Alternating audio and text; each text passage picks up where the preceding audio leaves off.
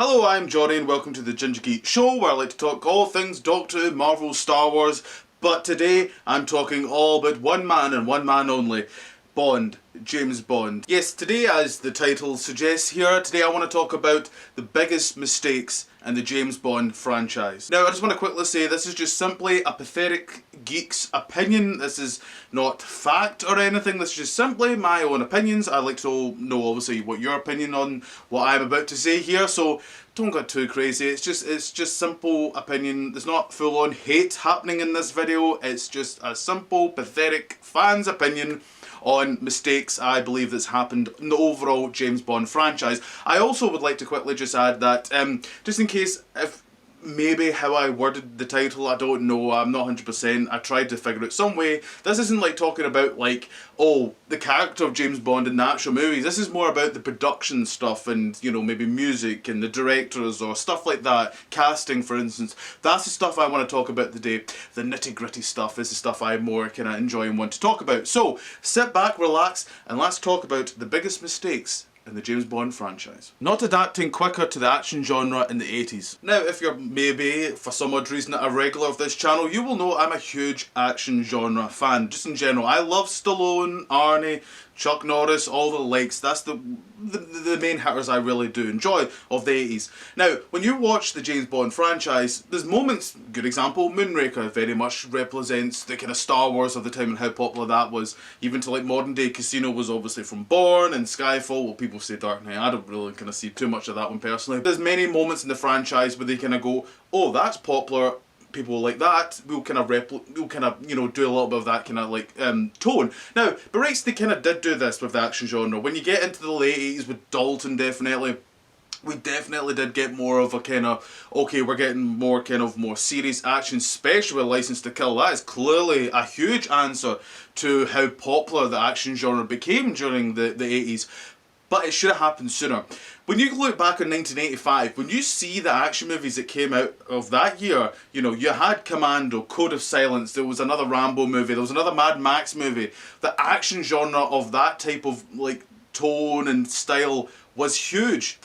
And we got A View to a Kill. Now, I'm going to say right now, I love A View to a Kill. I kind of adore A View to a Kill, to be honest, but the reason why that movie doesn't work, especially at that time, is because it doesn't hold up with what was happening at the time. Now, people kind of say, oh, but obviously Star Wars came out in 77 and obviously Moonraker was 2 years later. That's true, yes. But with the terms of the action genre, you know, especially Stallone and, I mean, that was the third Mad Max movie that came out in 85. You know, the action genre of that kind of period of the 80s was very much rampant and moving very quickly.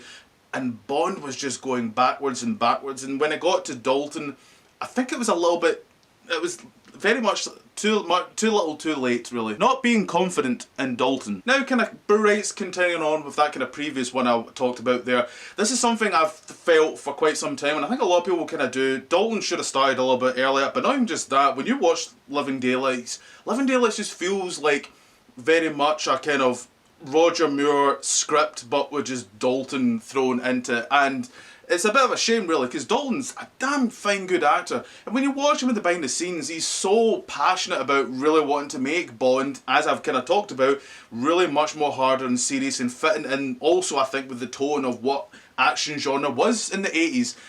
And it's such a shame. And I do feel like this does come down to, like, Cubby, who was, you know, when you watch behind the scenes, he loved Roger Moore, but he really did push the rights for Dalton, but I don't think enough, and also what he was wanting and what would have worked if they really made more of an impact of Dalton.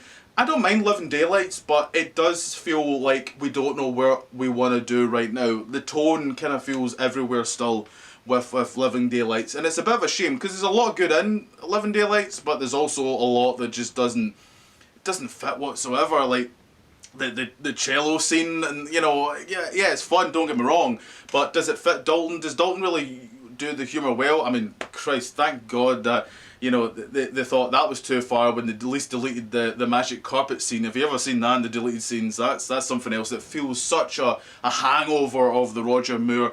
Yeah, there you go. That's what The Living Daylights feels like. It feels like a hangover of the Roger Moore kind of era. And as I said very much in the previous one, I wish they put more confidence in Dalton. And even after License to Kill, you know, that 6-year gap, and yes, I know, don't get me wrong, there was also kind of financial problems as well. There was other kind of reasons as well behind it.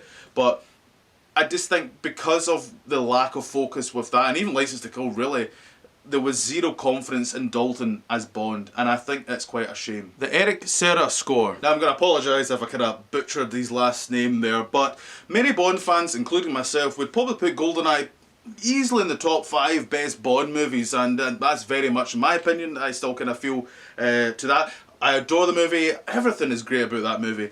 Bar one thing, it's the score, and I think many people, even the ones that love that score, that was just the biggest blunder in that movie, and it's a shame because the rest of the movie is so good. There is a couple of moments that are quite nice. A lot seem to agree, and a lot I do agree with that opinion.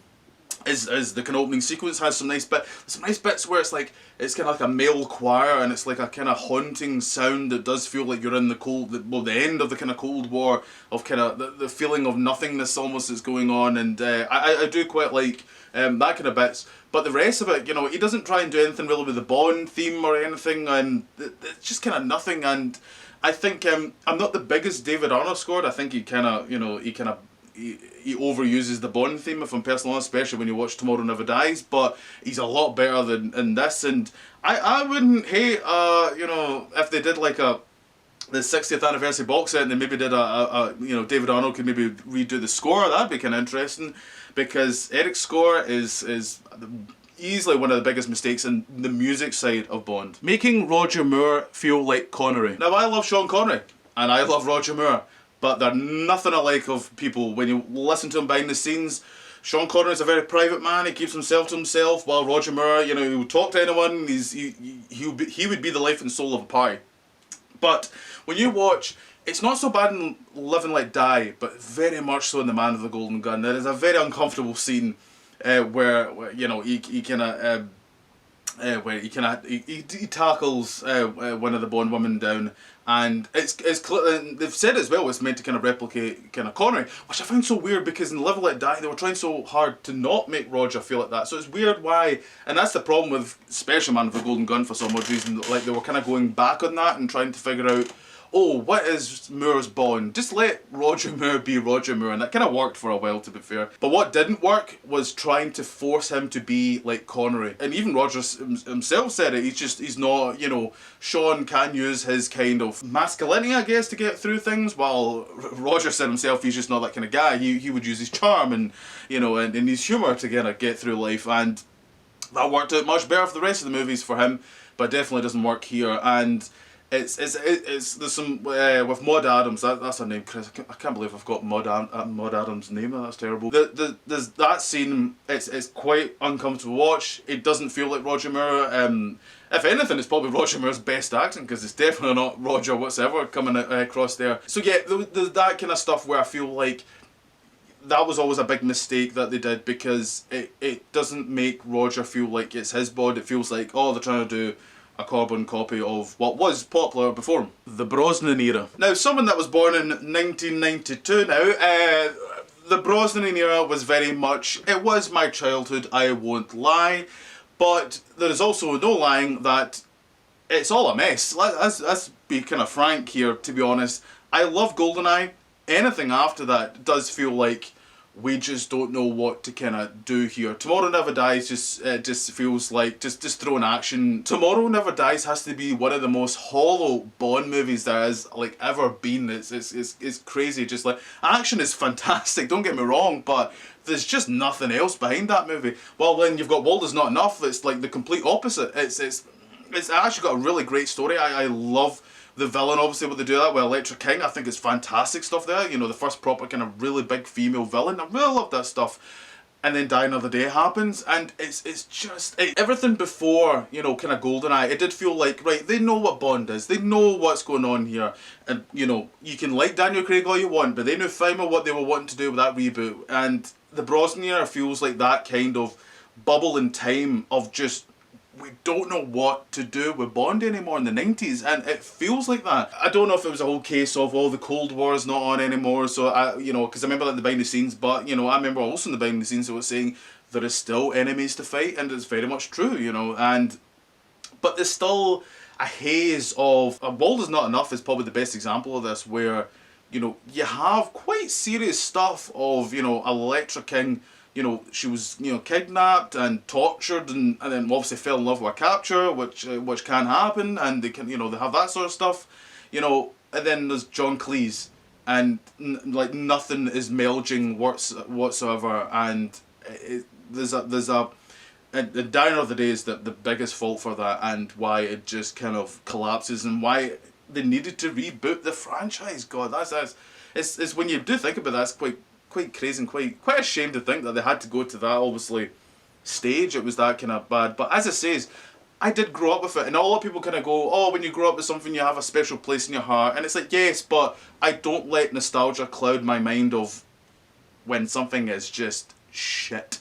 Not having Katie Lang's song. This is probably the biggest mistake has ever happened in the James Bond franchise. The film Tomorrow Never Dies was obviously sung by Sheryl Crow, who I think the song is fine. I'm not the biggest, I do like more the kind of music, to be honest, of it, but oh, it hurts me when you do hear, I'm going to say right now, if you've not heard the song, listen to Katie Lang's Surrender. My God, it's such a better song. Now, you do hear the song, to be fair, in the movie. It is played in the end credits, but it hurts me that, I'm still holding out. This will never happen, but I've been thinking this for some time that I'd love it when they're going to do the 60th, well, hoping that they'll do a 60th anniversary, 4K box set, that they do like a re-edit of Tomorrow Never Dies, and they put that bloody song in the titles. I would absolutely adore that.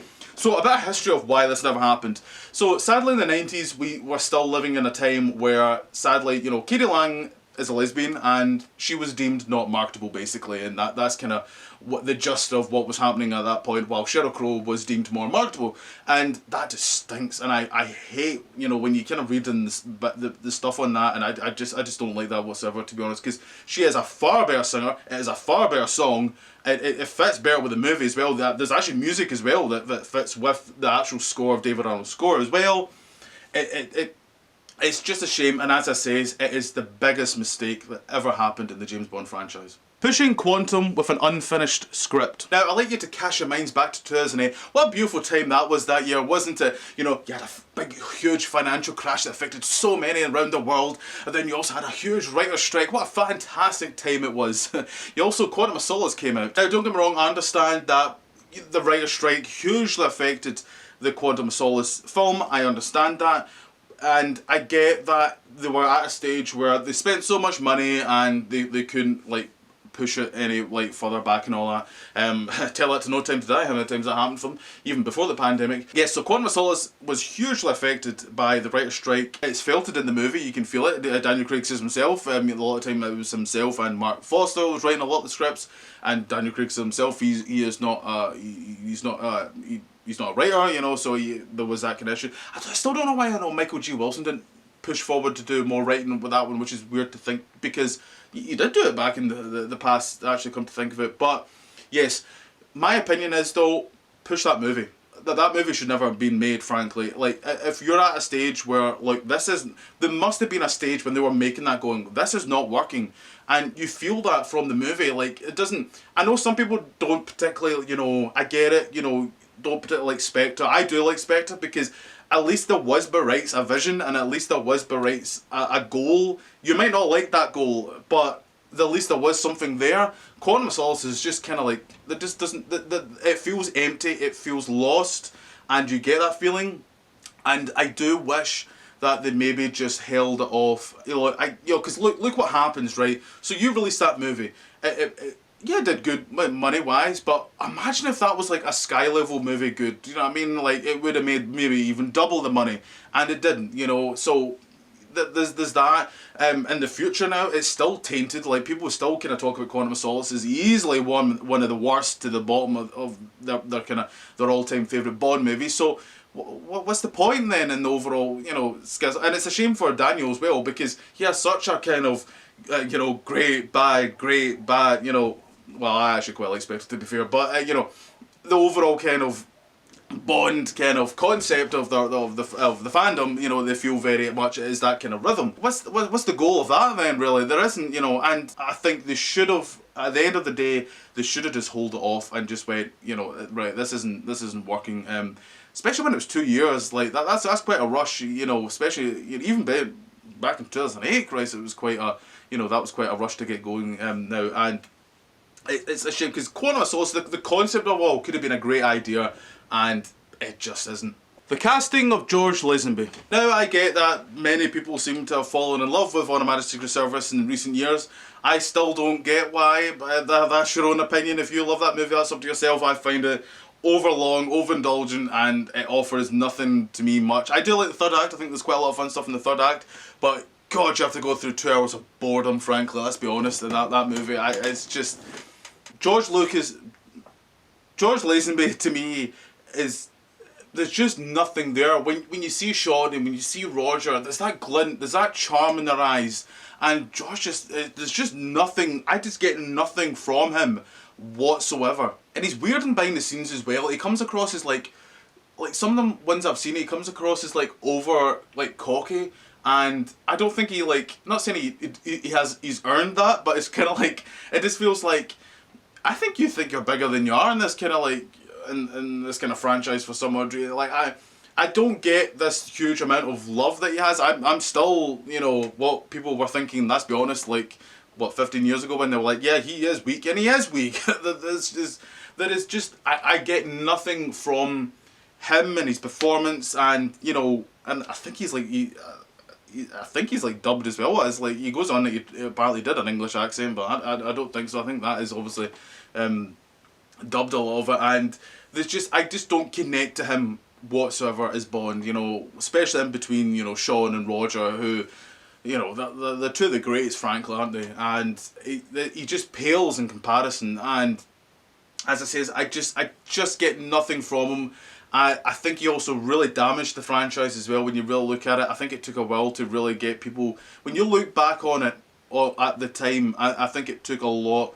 And, you know, the fact that they had to obviously go, we need to bring back Connery, just pay him whatever just to try and save this franchise, you know.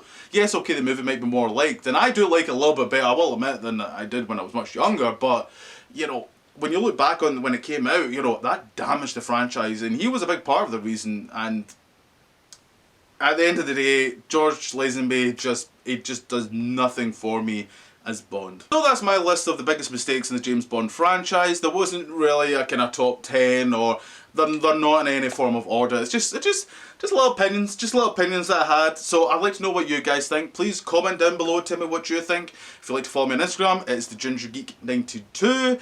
And as always, this is Brown, Johnny Brown, licensed to thrill, Celia.